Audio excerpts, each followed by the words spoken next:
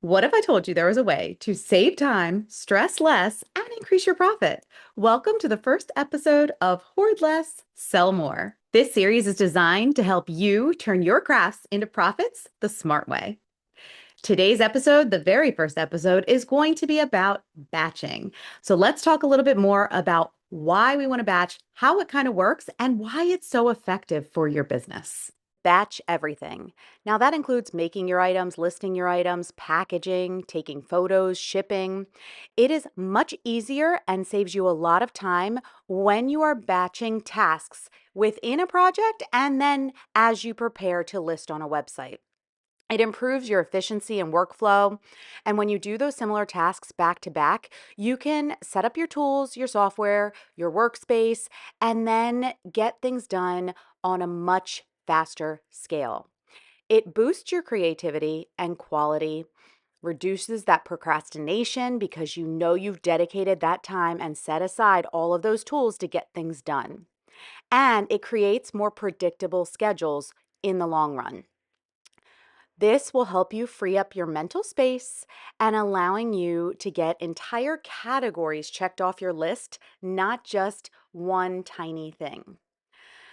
Doing this over time will also increase your consistency. So, whether it's content posting, email newsletters, product launches, batching ensures you deliver consistently without last minute rushing.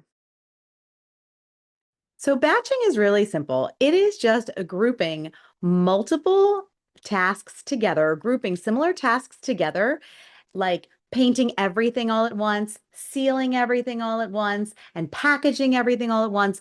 And the reason that that works so well is it keeps you from getting sidetracked. It helps you kind of get into the groove of something. What I really want the concept behind or the goal of this to be is for you to figure out how you can do this when you have very limited time and really want to do something real with your business. Let's say you wanted to make a bunch of ornaments to list on your website, or you're setting up for a craft fair and you want to make sure that you have enough stock. One of the things that can go awry, I guess, is you have so many different ideas and you want to kind of do them all at once. So you go to paint this, and while this is drying, you're going to go ahead and set up that one, and then you're going to do this one.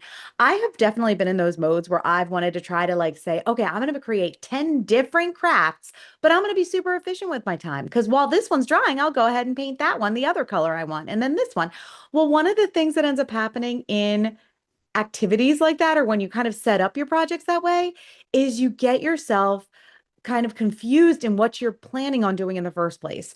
Or you get bored, or you kind of forget the end result that you were going for. So, what the purpose of batching is to really help you stay focused on one goal. And that time that you need, for example, for the paint to dry, you are already focusing on the second round of tasks that you need to do for that same project. So, let's say you're making 10 ornaments.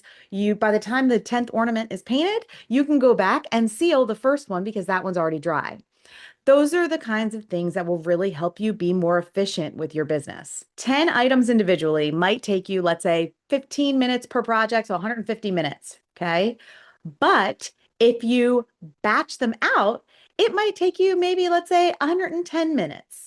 Maybe it'll take you a little less time because you were able to kind of stay in a groove and keep yourself going. So why wouldn't you do it? These are really estimates. I haven't really necessarily clocked exactly how much time I've saved. What I can say is I am able to get up in the morning around 4 to 5 a.m., get about an hour to an hour and a half of crafting done, including recording some of the total videos that you see me do.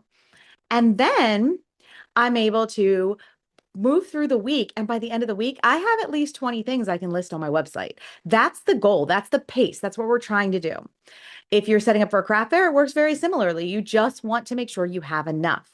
Some of the tips that I have for you, if you are going to be doing this style of batching, which I highly recommend, I would suggest you just pick 2 to 3 products that you want to batch. So you have those 2 to 3 projects in mind. These are the things I'm going to do in this moment. Schedule your batching sessions. Make sure that you have your time designated and you know exactly how much time you have to get that project done. Find a good stopping point and leave yourself a little note for what you're going to do when you get back. That is something that has helped me tremendously is I finish up the last part of the project that I'm going to do before I have to move on with my day. I look at the thing and I'm like, okay, what is going to be the next step? I leave everything set up for that next step at my craft table with those items. So I know exactly where I'm starting when I get back there. Then you want to make sure that you use some sort of like either trays, bins, any type of thing that'll help you move things to the side while they dry or when you're prepping for the next step, having those products ready next to you so that you can move through each step quickly. And then just remember, efficiency equals profit. Your goal here is to get things done quickly, efficiently, but maintain that quality that we know is so critical when you're looking at handmade items. So let me know in the comments, have you ever tried batching before? Whether you have or haven't, let me know what are 2 to 3 items you could see yourself batching out for an upcoming show, for your booth, or for your website. I would love to know because I would love some ideas, and I'm sure some other viewers would too. So drop those ideas down in the comments below.